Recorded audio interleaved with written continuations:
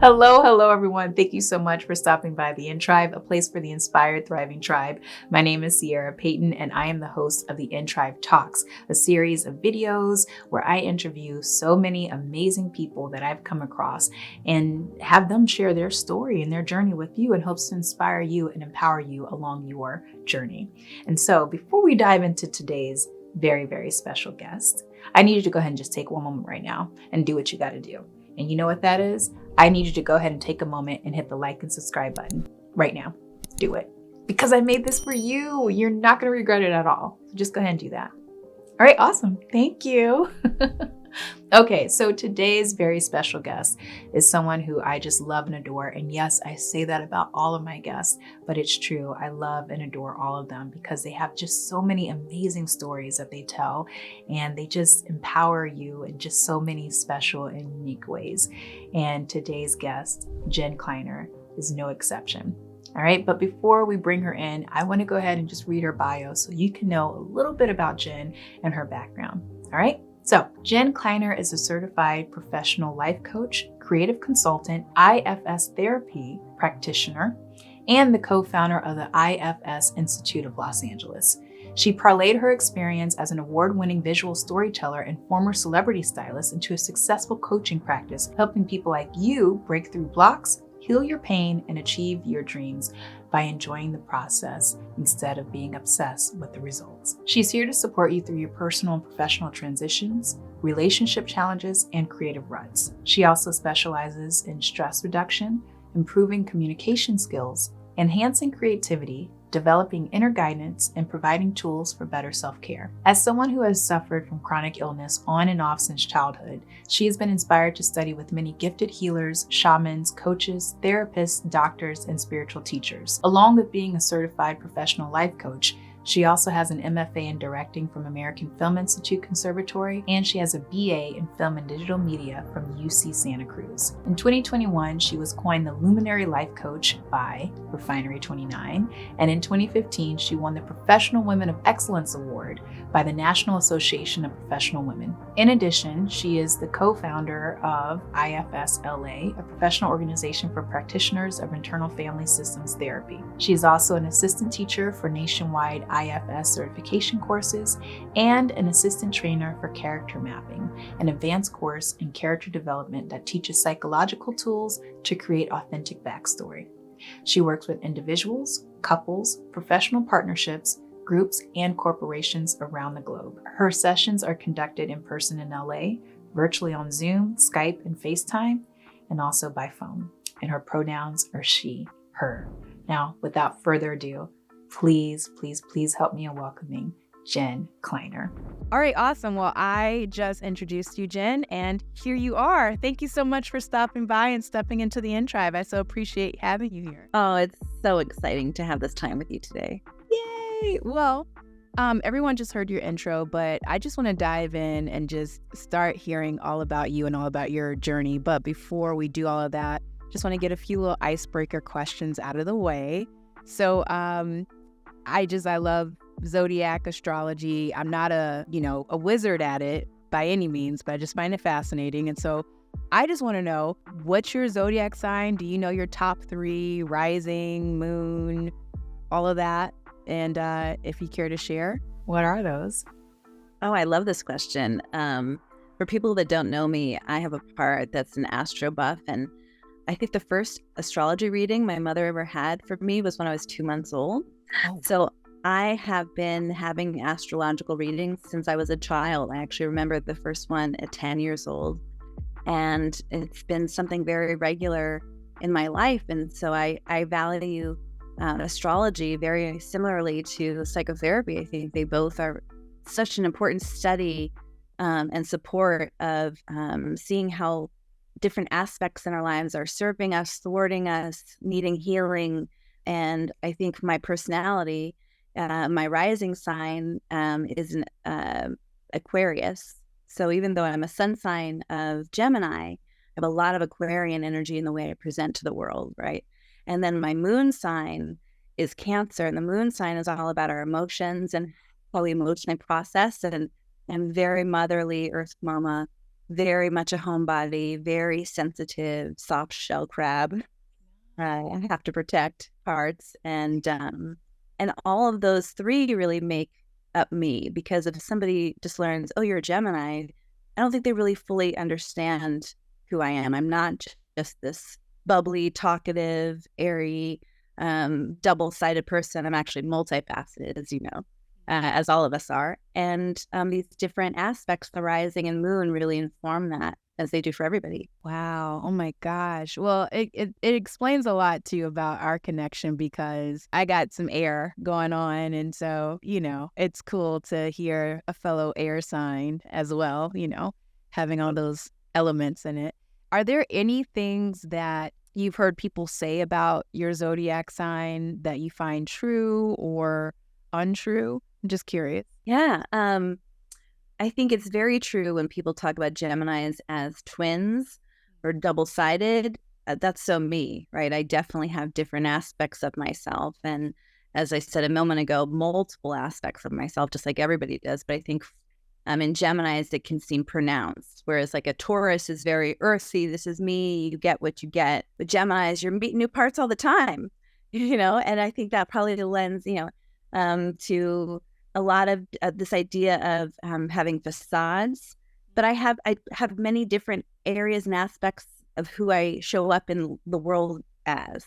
So it's true, right? And I love that aspect of it. I think one aspect of Gemini that isn't so true for me is this idea of untrustworthy, not able to pay attention, overly chatty or talkative, unable to listen. Yeah, I don't get any of those from you.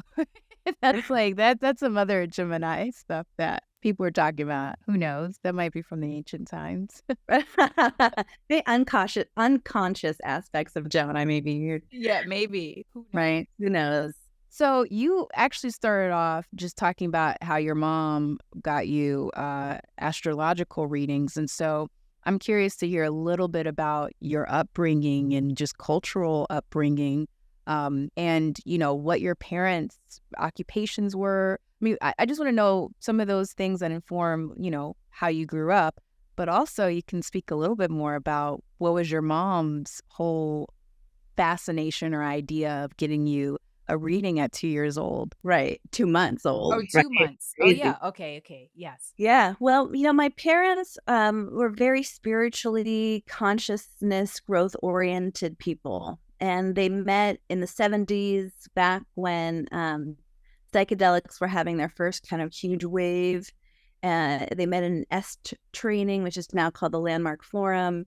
And my dad had stood up in the room and announced that he was high on grass to everybody there. And if anyone knows the Landmark Forum or S, you know that you're supposed to be sober, not even supposed to have caffeine, cigarettes. You can't even go to the bathroom unless it's a break. And my dad just wanted everybody to know he does things his own way, and he was going to stay anyway if they let him.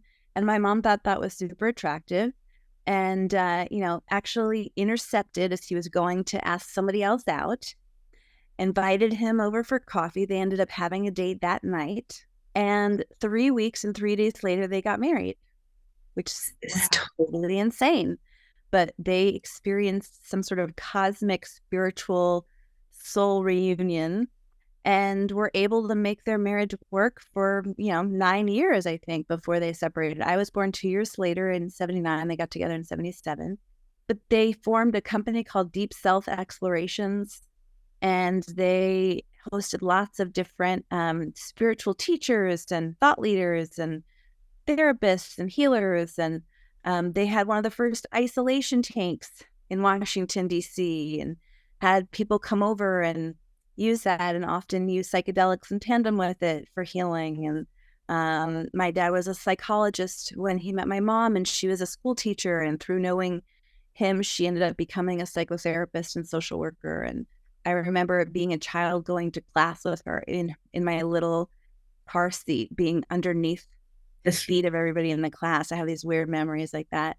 just like I have memories of them taking me to ashrams as a kid and Wow. different seminars on healing and transformation. I even remember being taken to a channeling seminar as a kid. I mean, they took me to everything from Men Are From Mars, Women Are From Venus seminars to, channeling events and meditation events. I got exposed to a lot as a child. So I think that has a big part in why I'm so interested in metaphysics and spirituality and alternative healing and transformative conversation, as well as psychology and film, etc.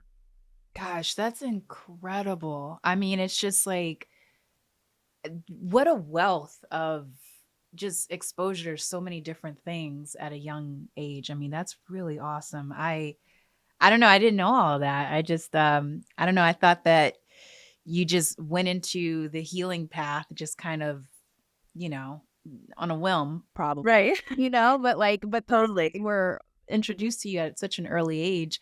I mean, so what I mean, I guess it's kind of no brainer, but what was the catalyst you would say that kind of led you to go into, you know, I'm calling it a creative healer because you're a director, you're an artist, but what led you to go down that path, healing and, creative and entertainment industry wise? Such a good question. Growing up in a family of kind of hippie therapists who were into psychedelics and yoga way before that was cool was something that I actually found shameful. And I wanted to keep that hidden from people. I really didn't want my community to know how, granola my parents were. And I didn't want them to know when my parents got divorced. I felt a lot of shame about that. I grew up in a community that had mostly, two parents in a home and single family home. And my parents, divorced, and my dad moved into an apartment in a neighboring town. And my mom and I moved in with her best friend outside of the school jurisdiction. And then my mom was like making deals with the school secretary to make sure I could still stay in the elementary school with the other kids. But I started to feel very different and like I had to hide a lot about my life. And in that process, there's a lot going on for me emotionally and physically. I started developing chronic illness around the age of 9. And that illness just continued to wreak havoc through my young adult and teenage years, so much so that I became suicidal by 15. And I remember my parents trying to take me to traditional therapists, and I feeling like all they were doing was trying to look at what was wrong with me or wrong in my dynamics with my parents. And I refused to go. I just only wanted to work with spiritual counselors or healers or alternative therapists. And that's what got me through. People like astrologers, people who could look into me and say, okay, there's a purpose that this darkness is serving. There's something about this time. There's something about this illness, this disease that people don't fully understand that's going to be understood later on. You have to hang on.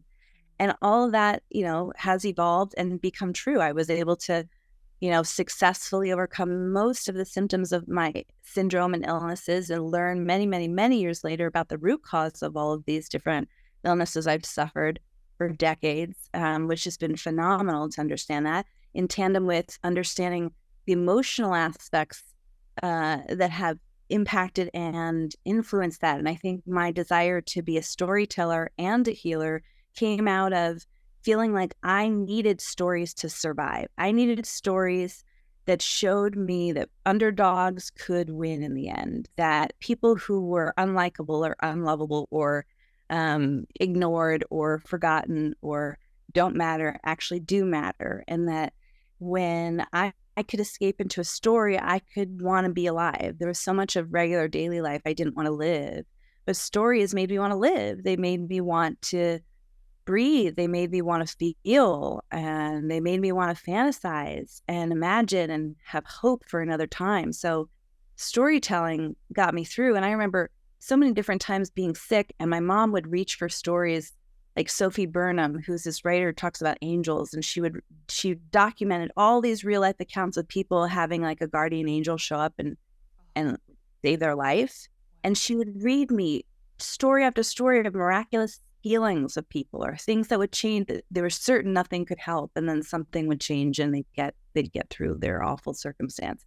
So having a mom that was always seeking out stories of transformation was a huge part of also wanting to be a storyteller and control the narrative and find what's serving and find the purpose, and also look for the spiritual story underneath the plot and the drama playing out, because so much of life is the plot and the drama and feeling like life's happening to you. And the spiritual journey is how life is happening through you.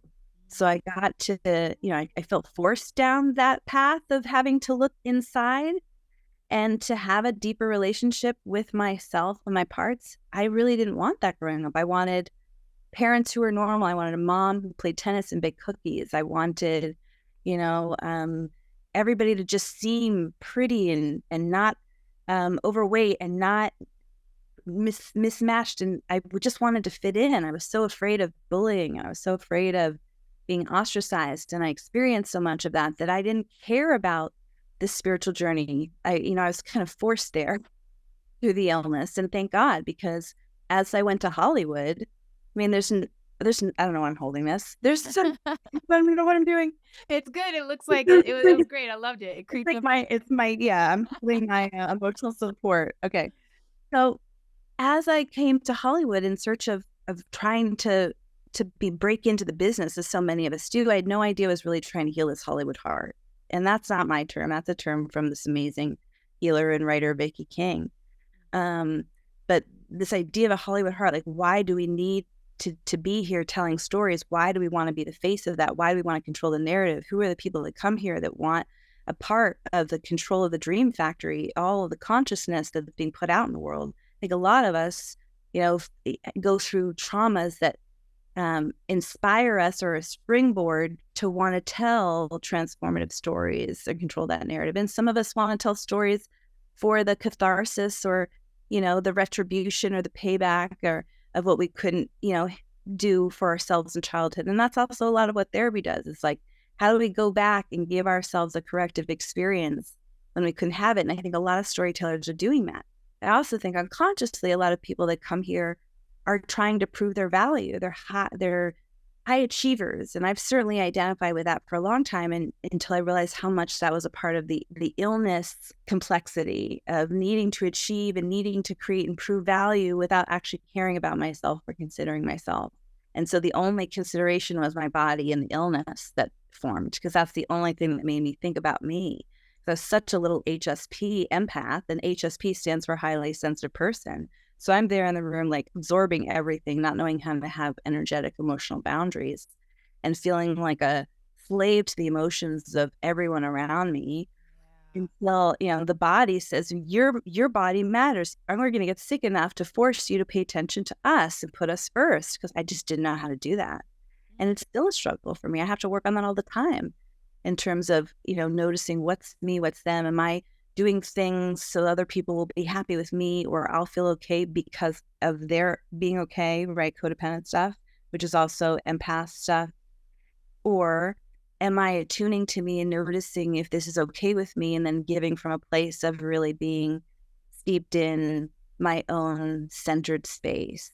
That's giving from the top versus giving out of fear of having not enough or not getting what I need. That's so good. Oh my gosh. I mean, there's so much that we could park on and unpack. From just having that. And I think we all experience it on some sort of level, but that kind of teenage shame that ends up being the catalyst to, you were talking about your upbringing, and I'm like, oh my gosh, that's amazing. And then you're like, well, I didn't see it that way, and I'm sure other people could hear aspects of my childhood and think the same thing. And I'm like, no, that was awful, like that part. But I mean, I don't know. There's just so many things there. I mean, even just talking about how, that shame or uncomfortability, manifested into, illness, and then figuring out how to work your way through that illness by using storytelling. I mean, that's incredible in itself as well. And just, I'm pointing out things that I definitely relate to, and I'm hoping that people listening to this can relate to as well. But gosh, there's so many questions I want to ask now. But okay, let's just go back into the the creativity, because you touched on a little bit on HSP, touched on coming out here to LA. But I just want to just ask, in terms of storytelling wise, at a young age, you're sifting and sorting through your identity and, the outside perception that, you think other people have or people do have. Was there, or when was that moment where you were like, I'm going to create something?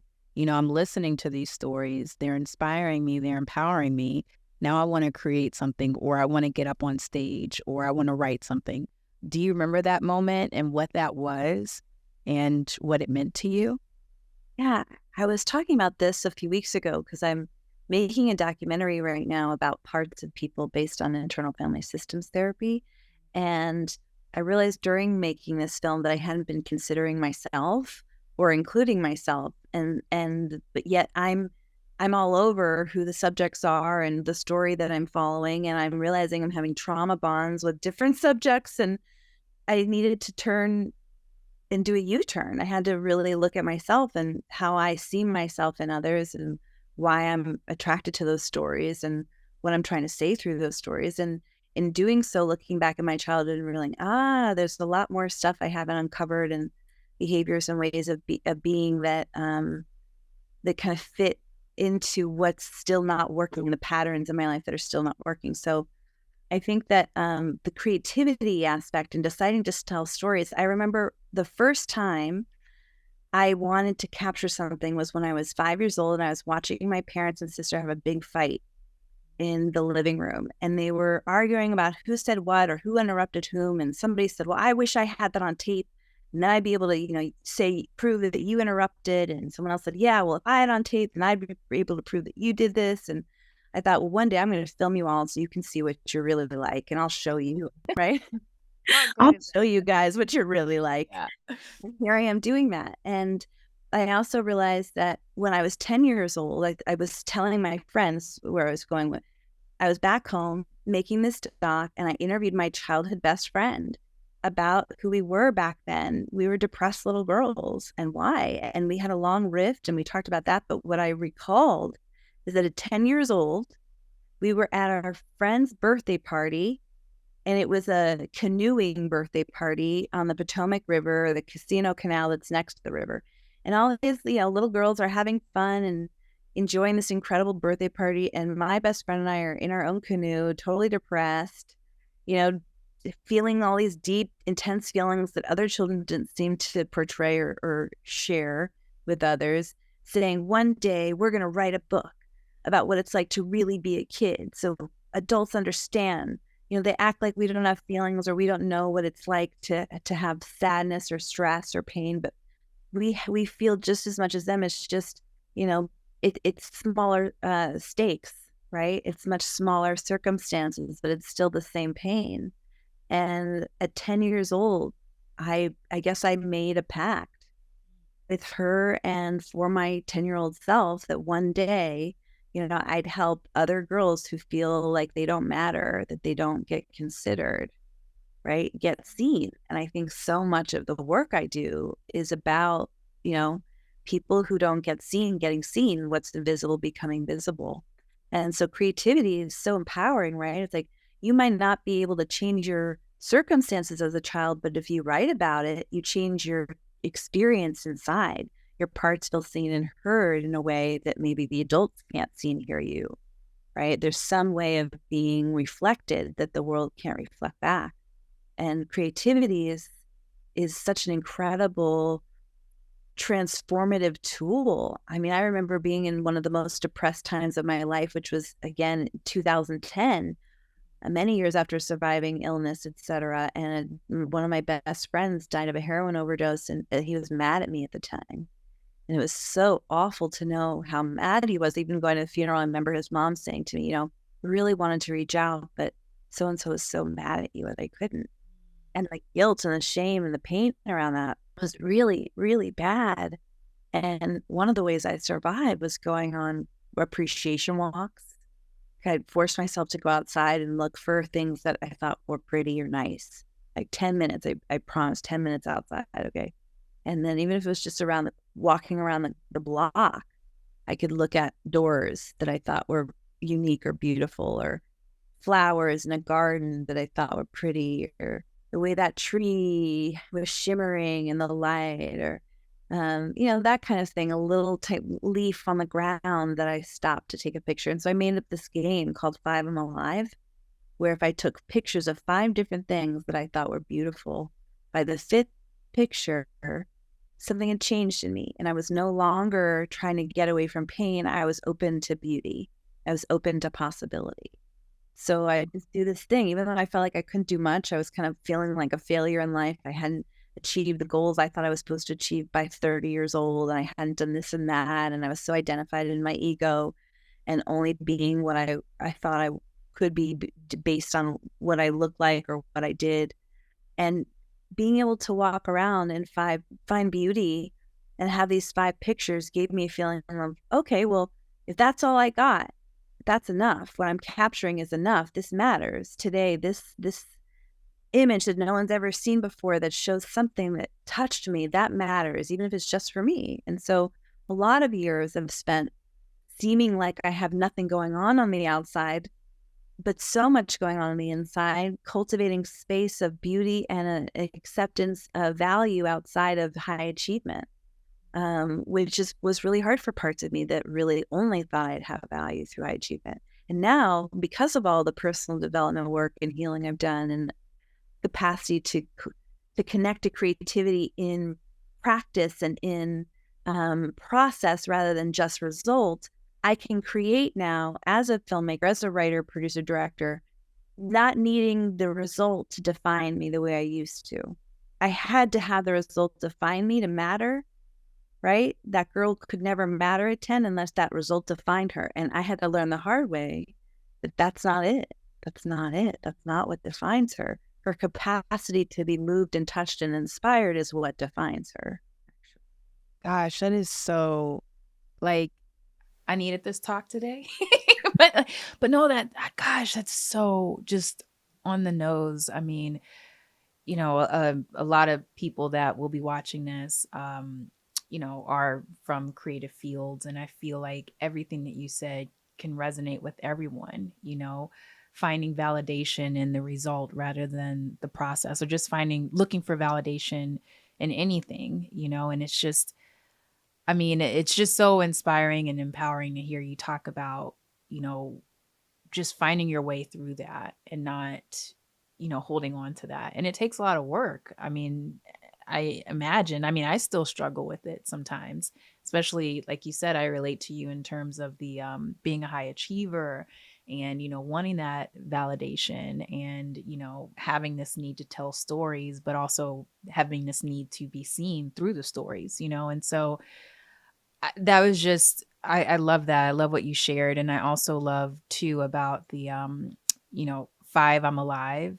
I mean, what a cool process. And I hope that people can take that with them. I'm definitely going to start using that. I love that. And that's just something you just kind of came up with and just Yeah. I was inspired by a photography class I took at UC Santa Cruz, I think maybe my sophomore year, where the teacher had us take an entire roll of film standing in one spot. You couldn't move maybe except a foot, and you had to take 35 pictures in one spot and look for all different places where you could find a new image. And there could be no same photo in 35. And that practice is what created Five I'm Alive eventually, because the idea that if you can't move, even if you're stuck in bed, what are 5 things you can see in your room from that bed that inspire you from looking? Like if I'm just sitting right now looking while having this interview with you, I can see this really cool flicker from the light that's coming from the ceiling fan above me. That's really neat. I see the image of this cat picture over here that someone gave me that I love. There's a really cool light streaming in. I love the plant behind me that my friend gave me. There's this beautiful crystal that's sitting to my left.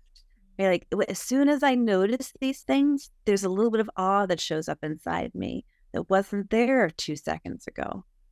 Yeah. Oh, that's so good. I mean, because we get so bogged down in our minds when we're, going through that darkness. And, yeah, the light turns on when you look outside of you, it's Yeah. so good. And we have to find a way not to spiritual bypass, because I think a lot of things I've attempted in my life and things I've seen family members or friends do is like, oh, we'll just reach for the spiritual, meaning behind this, or we'll just, see that love is everywhere and everything is fine and go to God. But we have to be with parts in pain. We can't just bypass them. I mean, I've certainly tried numbing them with tons of stuff, as we all do, and still do. I don't want to pretend like I've got it all figured out. Now I'm trying to practice the ability to hold both. It's like something can be awful and wonderful at the same time. Yeah, Because that's that's just how true. it is, right? Like something can be a catalyst for the most tremendous change and be the worst thing that ever happened to us at the same time. Oof. Ooh, So so that's just true. what it is. It is always good and bad at once. There is no one or the other. Being able to hold it, like I'm never gonna be a perfect person inside or out. I'm never gonna be even there's no like the idea of I'm gonna be a kind or great person. Okay, I could be great to 100 people and one day be a bitch to somebody. And for that one person, I'm a bitch. And that's just how it is, right? You can't control how you appear in someone else's narrative or how different parts have different behaviors and reactions and trauma stories. And so I've also had to learn compassion because I've tried to find perfect people in life. I have sought them out and I have learned the hard way that they don't exist. There's no perfect spiritual teacher. There's no perfect filmmaker. There's no perfect looking person. There's no, trauma-free person. There's, there's no perfect couple. There's no version of perfect exists. Perfect is a construct of, white supremacy and patriarchy. But, I'm so glad to finally understand that better. But really being able to accept and embrace, all the shades of gray, imperfection, and it is always what it is. There's nothing perfect. We're always striving. And can there be perfection in imperfection? Can we make that enough? Can we see beauty in something that is never perfect? I think the answer is yes. I feel like that. Wow. Okay. All right. All right.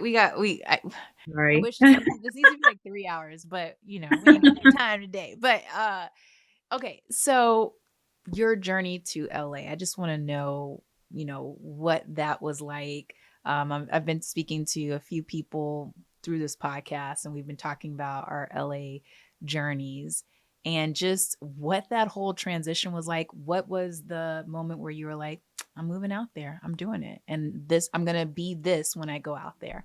What was that for you? That's a great question. Sometimes I can't believe I'm still here. I never wanted to come to LA. I remember being really afraid of it, especially because I felt so afraid to be seen most of my youth. And wait, and you're from originally? I'm from Maryland originally. I grew up right outside of Washington, D.C. And my sister moved to Los Angeles for graduate school, and that's why I ended up visiting. And I remember feeling like the people were fake and plastic and everything was perfect and I didn't fit in anywhere.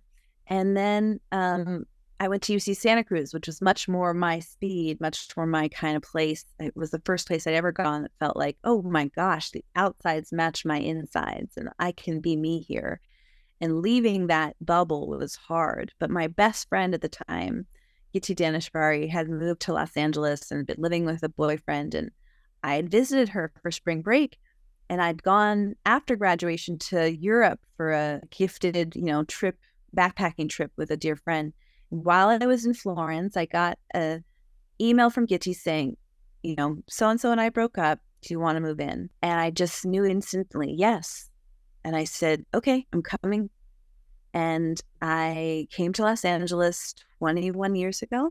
Oh my God. Was it 21 years ago? Might have even been 22. I came in. It's by so fast. Oh, it's scary. It's so scary. Yeah. I came in November 17th, 2001. November 17th, 2001. Moved to LA. My first night I had dinner at Cantor's Deli. I remember thinking, it's so weird. People are so weird. Yeah. I love Cantor's. Sorry, Cantor's. I love you. We love you, Cantor. We love you, Cantor's. Just so matter to me. But at the time, I was so freaked out by everybody. And I made a pact that I would stay in LA as long as I could get successful enough to leave. And then that didn't happen. I never got to that point of what I thought I needed to be to leave. And now it's been 21, 22 years. So it really took me about 3 years to find a sense of belonging in LA. When I first got here, it was hard. It's just such a big town. It's not designed for connection and community. It's really designed for commuting. And it's sprawling, and the streets are wide, and they're not built for people. They're built for cars. So there's definitely an energy of loneliness here. And it takes a long time to find community here. I feel like I've lived 9 lives, have 9 different communities, 9 different identities while being here. But maybe that's what LA gives you permission to do. It gives you permission to be different aspects of you that you can't be at home, that you can't be where you grew up. And that's why I'm still here. It's not a failure story. It's actually an acceptance story. This place allows all the aspects of me to be here. And so many more people like me have come over the decades that I've been here. And this place has changed a lot. And I like the people that are here. I like the consciousness of the people that live here. And I like the intentions of the people that are working in the business now more than ever. Things have really transformed. They were so toxic when I arrived, so toxic beyond toxic. And not that toxicity isn't still here. Toxicity is everywhere. It's even in the air, literally.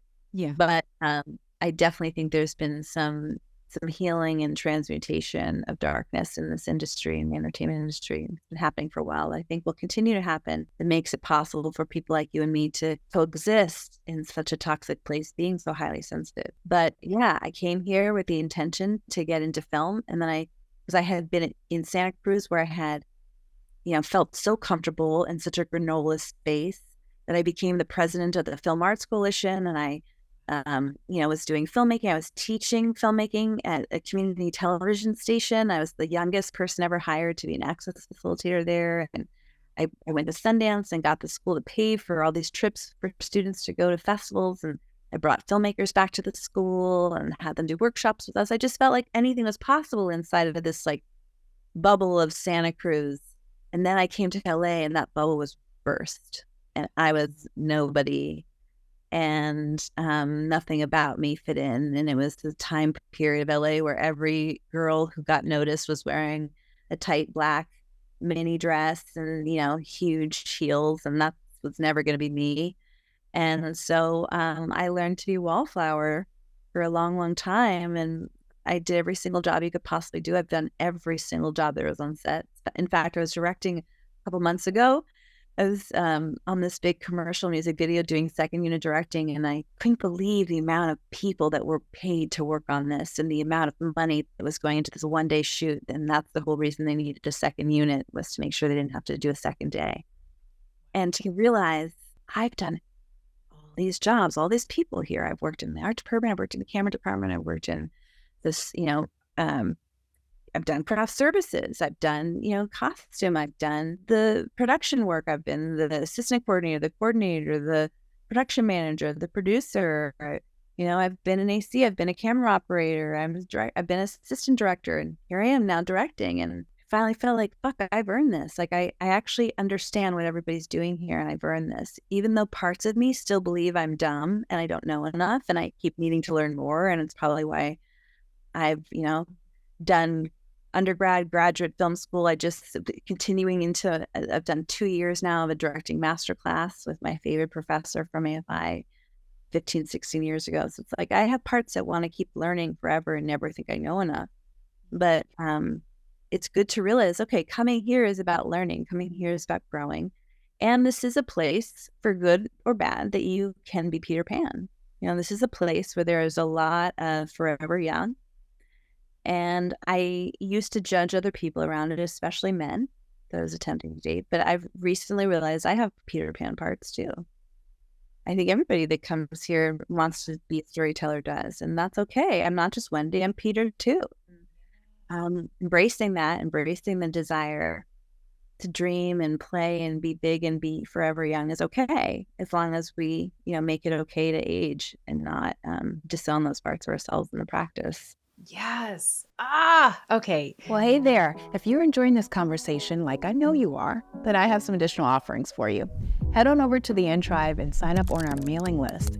There, you not only get first dibs on meetups, workshops, and special events tailored to our community, but you'll also get a special discount code on the Creative You course.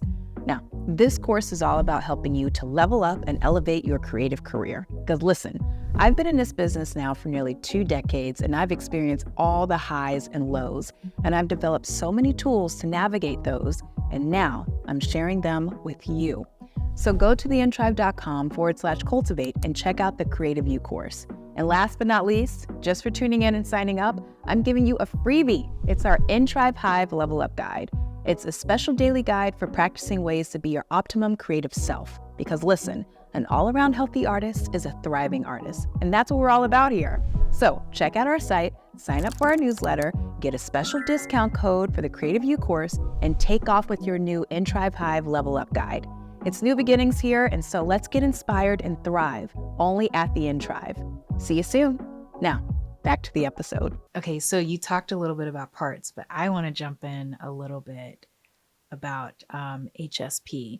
And again, I wish I had hours and hours to talk here, because that LA transition story was actually pretty dope, and I really liked it.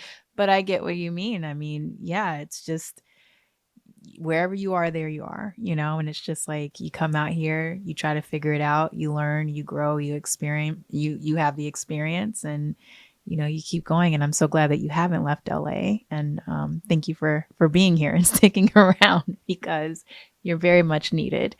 But so HSP, highly sensitive people, highly sensitive person. We're a part of a community. And I remember one time you were talking about that, and I was so intrigued by it because I had never heard that expression at all. And immediately when I heard HSP, I was like, oh, is that just a person who's always crying all the time, or who is always emotionally sensitive? And I just, from the expert, from the certified expert, I just would love to have you explain what that is, and the percentage of people that, may identify or may not even know that they're HSP. Absolutely. And first, I want to credit Elaine Aaron, who's done such pioneering work in the field of HSPs, because I've learned so much from her about this, and it's really helped me to understand myself and others like us. But, is what I know of HSPs as highly sensitive people are those of us who experience more emotional, energetic, and physical sensation than others in given circumstances. So some of us are processing more energetic information or experience than others. Others can walk into a room and it's like, okay, everything is fine here. And then the HSP can walk into a room and be like, ooh, there's a vibe that doesn't feel good, or I can smell something that's off, or but it just immediately different visions come in, or memories of things will happen, or that are unwanted, or so negative associations. So there's like a different experience of being an HSP that creates a feeling of being very sensitive. Now, most of us have been kind of put down for this level of sensitivity. Most of us have been made to feel like we're jalopies instead of Porsches. But I actually think that people who are HSP are like Porsches instead of jalopies. I think we're such highly sensitive, attuned, vehicles, that if you push on the pedal, it's going to go fast. And you have to be really sensitive to that pedal, right? It's very different than if you're driving a Corolla. Not that a Corolla is a jalopy, but you just understand the difference. It's like when you embrace that sensitivity isn't just a weakness, it's actually a great gift. You just need some boundaries around how to work with it. It can be this phenomenal capacity. I'm so grateful for the gifts I have because of being highly sensitive, but it's taken me many years to understand it and not feel victimized by it or unable to cope with life because of it. I remember being in the crib and feeling the sun go out of the room and the shade of the, come in, right? That kind of shady feeling of mid-afternoon with the sun gone and being so depressed. I can remember my solar plexus feeling the lack of light in the room and being that sensitive to it. And I think people who are HSPs, right, noticing elements come in and out more than others. And in my case, physically, I happen to have something I've learned in the last decade is called the MTHFR gene, which many people have and don't know, which makes it so your body is unable to properly detoxify. And I call it the empath disease because it means like you absorb and you don't know how to let go. You take in and you don't know how to let go. So I could go into a room with someone else and they might have no reaction and I'm going to pick up the mold spores in the room and they wouldn't, right? Like my body's just going to pick it up because that's what it's designed to do, is absorb and not necessarily release. So a lot of what I have to do with myself is the practice of both emotional and physical release and supplementation to help my body be able to release. How do you release? Just out of curiosity. Yeah. And not everybody, I don't want to make a correlation like you have to have MTHFR to be highly sensitive. You don't, okay? People can be highly sensitive and have no necessarily physical problems. But, many people who are highly sensitive need practices regularly to wring out the sponge. And I love that term, wring out the sponge. One of my spiritual teachers, Marsha Sheldon, has often used that with me through life. But wringing out the sponge is the idea that we are energetic sponges, emotional sponges, from our own emotions, from the emotions of others, from the meta story, what's happening in the news and the world around us. We're all impacted by that. Even astrology, as we talked about at the beginning, that's really the study of energetic weather, right? And how it's impacting all of us. So to be able to understand we are impacted, just like we know that the moon, impacts us when it's full moon, and we know the tides get stronger around full moon. So there's evidence, right, that there's some sort of correlation. That's happening all the time and we don't see it. So becoming aware that we are energetic beings absorbing things all the time and needing a way to wring out that sponge is a primary shift in perception and way of living. So if we not just think, oh, I've got to exercise, to lose weight, or I've got to exercise to be fit. It's like, no, I've got to exercise actually to wring that sponge out. So I'm not holding all that energy that is heavy and holding me back from actually being connected to me in the sense of source and beautiful life. We all carry heavy energy, and the more we carry and don't release, the harder it feels to think about moving our bodies or actually working out, because the energy is heavy. Not just our bodies that are heavy, it's the energy. So I love supporting not only myself and others in crying things out, right? Walking it out, talking it out, painting it out, dancing it out, performing it out, taking showers or baths, singing, being with, turning toward, meditating, but not necessarily meditating to go away, meditating to become curious. Let me go inside and be with what's here. Let me observe and notice. Let me follow it to where it is in my body. Let me become so good at noticing sensations in my body that I'm not trying to always get away from them. I learn to turn toward them and be with them. And the more I'm with them and I get curious about what's happening there, the less my body has to take on sensations to get my attention, because I'm willing to listen. Wow. Oh, that's so dope. I love that. Oh my gosh.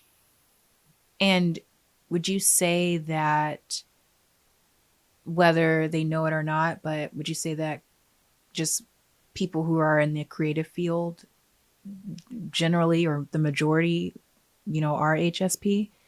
Absolutely.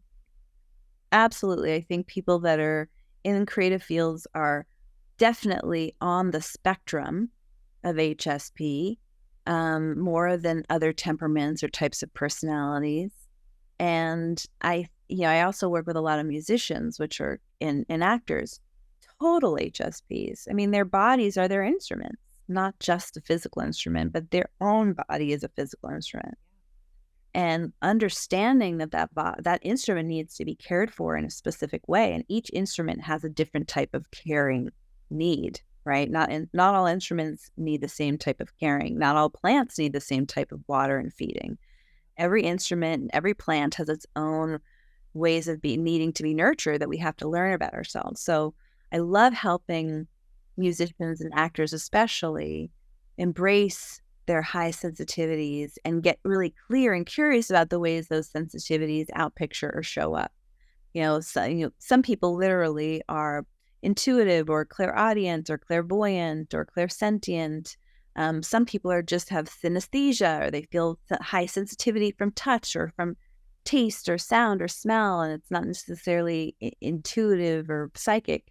Some people have highly sensitive bodies that get very sensitive to different foods or smells or temperatures or environments. So helping people embrace that and not see it as a weakness, but to get more curious about it and to be able to distinguish if it's a physical need, an emotional need, spiritual need, a nutritional need. It's like, what's happening here? Can we notice? Because a lot of us want to ignore, turn away, only pay attention to what we want.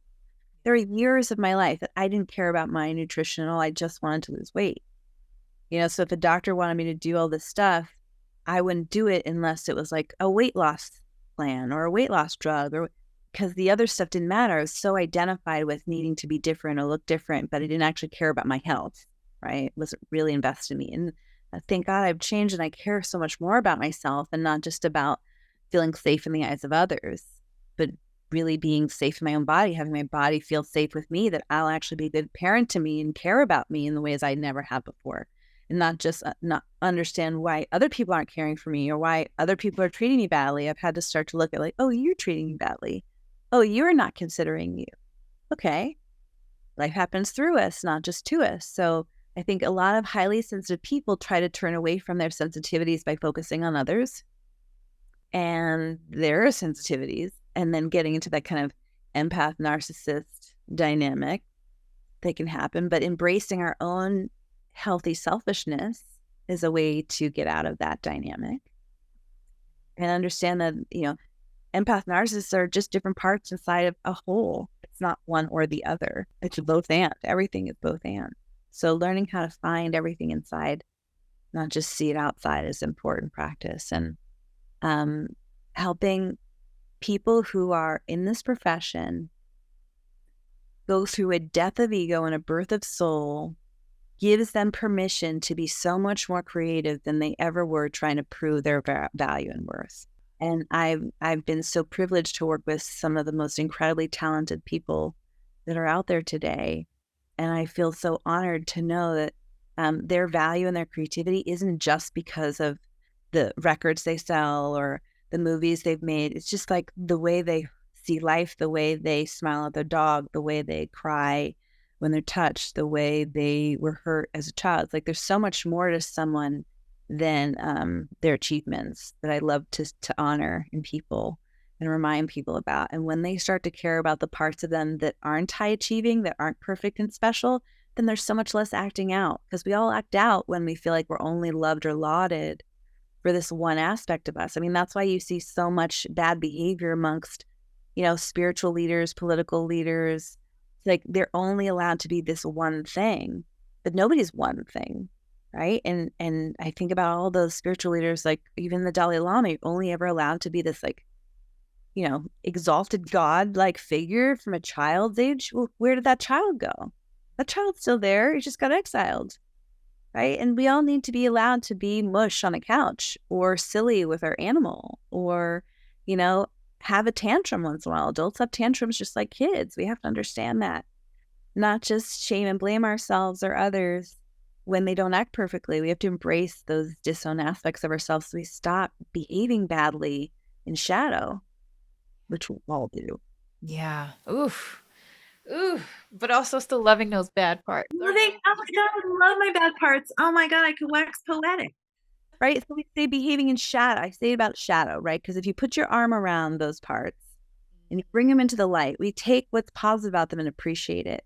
There's, so many people, quote unquote, who do bad things, but there's such good intentions behind those quote unquote bad behaviors. And we can't shame ourselves out of them. There's no shaming bad behavior away. There's only understanding.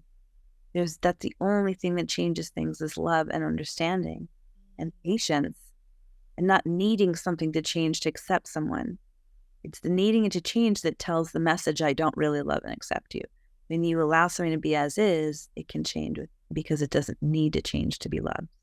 Yes. Oh gosh, that's like a mic drop right there. Like I want to just leave it there. Oh goodness. Well, I mean, I have so many other questions, but let's see. I think we're just gonna I'm gonna just do about two more questions here. Um I'm just curious about you. I mean, how do you balance your life as a therapist, healer, but also as an artist? I mean, what is your daily routine or weekly? I mean, how do you keep balance? I know that, as an empath and HSP, listening to other people, trying to navigate their lives, I'm sure you can absorb that at some times and then have to switch gears and go and direct a documentary or write a script. How do you balance all of that and still maintain, your center through it all? It's a great question. I think what I'm trying to practice doing more of is going inside and noticing my parts, because I have times where I don't want to go inside at all. And I just get up and want to get stuff done or do this or that. And the practice of going inside and just being with myself for a minute, even if it's for 30 seconds, where are we? What's happening?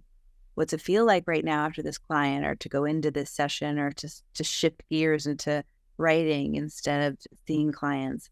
It takes presencing, and so much of life is designed to get us out of being present, worrying about the future, worrying about the past, trying to figure things out, having multiple things. I love to be busy and have multiple things going on. But that also keeps me from being totally present. Hence, Five I'm Alive, right? That game. But for myself, making sure every day there are things that are just for me and my inner child.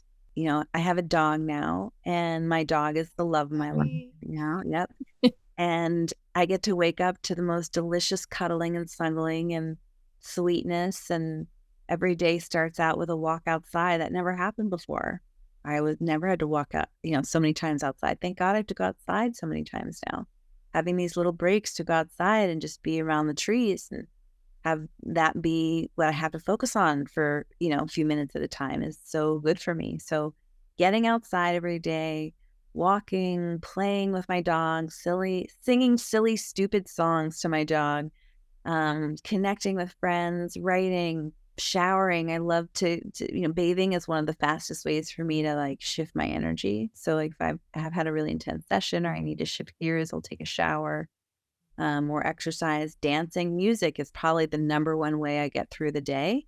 I listen to so much music. Music is my best friend as well as my dog. Um, Music really meets me where I am and takes me to another place. And I think that's something that all of us can agree on, that music is such a friend to us.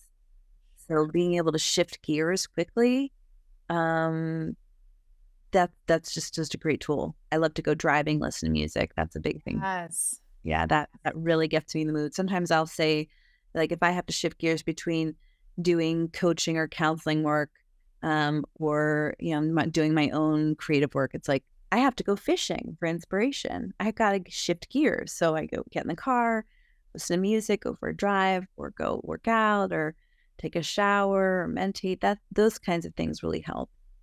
Nice. Nice. I'm a big believer in taking naps. Yeah, That's my yes. thing. Naps are a great way to shift gears. Yeah, yeah, but Good music move. is definitely number one, and then I will nap every single day if I can. I So, love it. yeah. Yeah, naps are delicious and Yes. nutritious. Yeah. Yes. All right, so we're gonna have to close out soon, but I do have a few rapid fire questions. Yep. And with these questions, whatever word comes to your mind, or if you want to answer it in a sentence or two, that's great. So we're just gonna do five of these, and we're gonna hear your take on them. So here you go.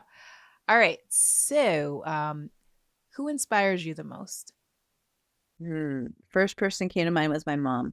Oh, I love that. Okay, if you weren't working in your field as a filmmaker, a therapist, creative, healer, all of the above, what would you be doing? I would probably want to be a decorator, because my favorite thing to do, especially when I'm busy and I need to get something done, is to redecorate my apartment. I love design and decor. it gives me a feeling of being in control and shifting my space and creating zen. And I think there really is something to feng shui and the energy of a space impacting us. So whenever I need to get writing done, you will definitely see me organizing, cleaning, or rearranging things. Yeah. I do that too sometimes.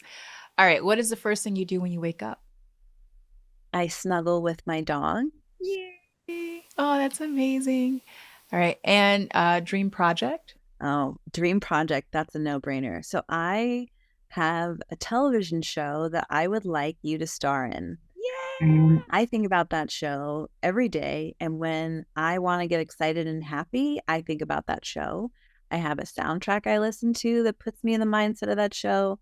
That show involves driving. So my favorite thing, and listening to music.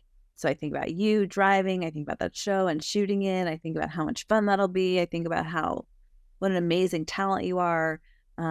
Just the excitement of collaboration. If you only knew how much I'd gotten by thinking about the fun of the possibility of that, and it involves you, I hope you know that you bring me so much joy.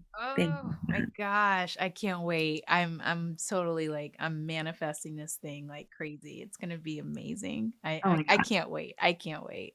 And I can't wait till we could talk about it. So Yeah, me too. the very, very last question with the rapid fire questions is in your own words, I want creatives to practice a little more blank. I want creatives to practice a little more self curiosity, looking at why they want to tell the stories they want to tell. What parts of them are engaged in that? My one of my favorite mentors, Rob Spira, talks about um, the Fisher King wound and that wound that just won't heal. And as storytellers, we really need to be able to identify the stories we're trying to tell to heal the wound that just never heals, right?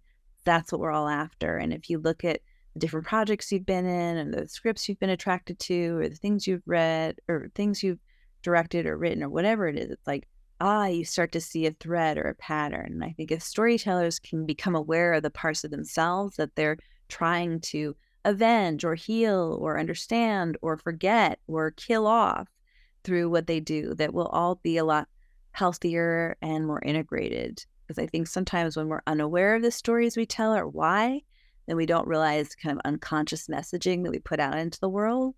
And for better or worse, those of us who are storytellers need to take on some degree of responsibility for what we are putting out into the culture, the food that we are serving up to the culture, and to become more responsible about the meals we want people to receive and what we want them to start cooking inside of themselves as a result. Ooh, gosh, that's like a whole that's a TED Talk right there for sure because yeah, I mean that we should really really think about that responsibility that we have.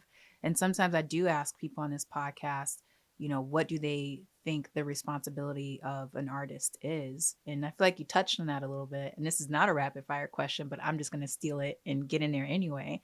Do you want to speak a little bit to that? What you feel the artist's responsibility is?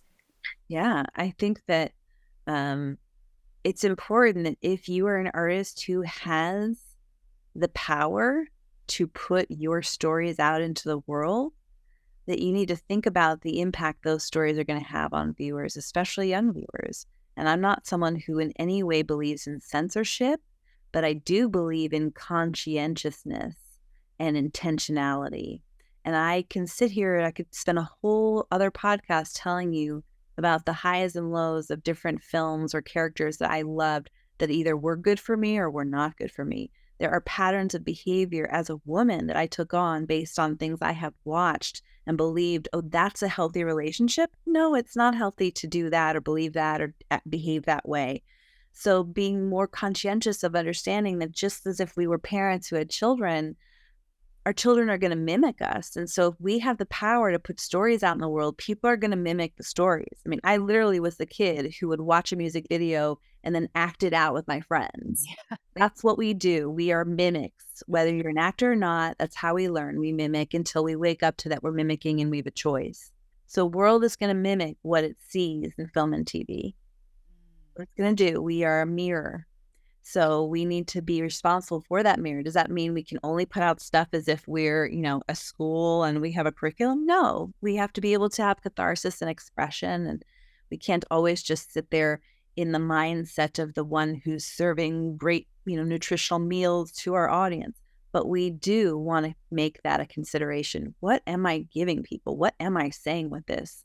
What is this character representing? How is that going to come across to somebody?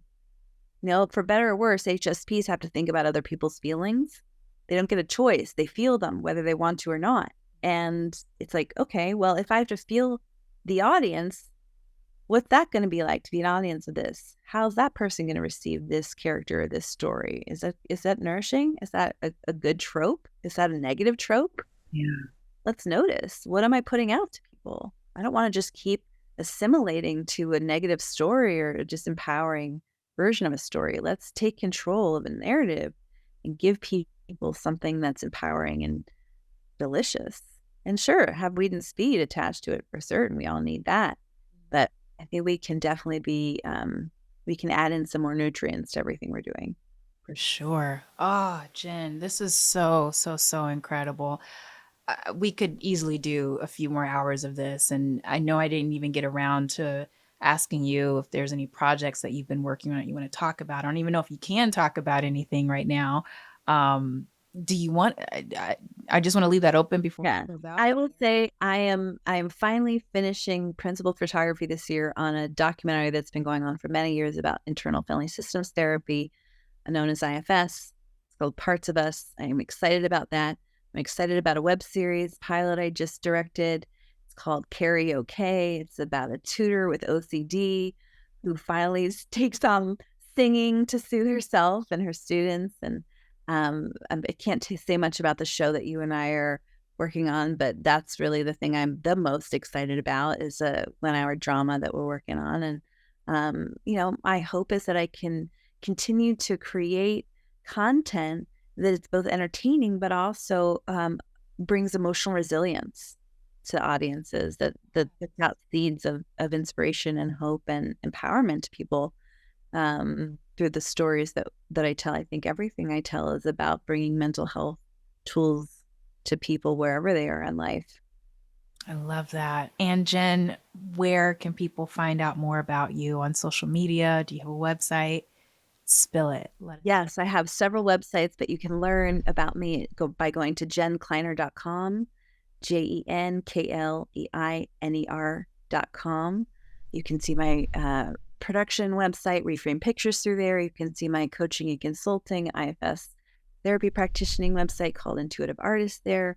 I also co-founded ifsla.org, which is for IFS enthusiasts in Los Angeles and around the world. We have on social media, you can find me at Jen Kleiner on Instagram or at Intuitive Artists, plural, on Instagram and Facebook. And I look forward to interacting with anyone and everyone who's interested in these topics. Yes. Oh, thank you so much, Jen. I hope everybody gets so much value out of this. I know that they will. And again, thank you so much for stopping by the In Trive. I love you dearly. I love you so much. I'm so grateful for this opportunity, but also just love what you cultivated and created and continue to put out in the world. You are such an intentional storyteller, and I'm honored to be your friend and collaborator and cheerleader. I mean, you're just phenomenal. I love what you do in the world, and I'm grateful to get to have some time with you in it.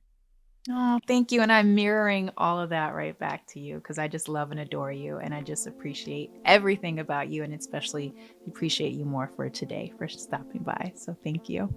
Yum. Yeah. All right. Bye for now. All right. Bye.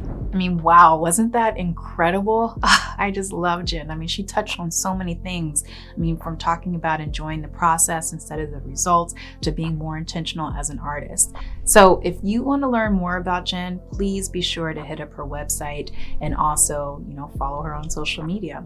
And if you want more content from the In Tribe, why don't you go ahead and head on over to our website, theintribe.com. We have articles, stories there, membership, courses, everything. All right. So I will be looking forward to seeing you at the next video. But until then, please take care, keep inspiring, keep thriving. And I love you. And I'll see you over there. All right. Take care. Bye.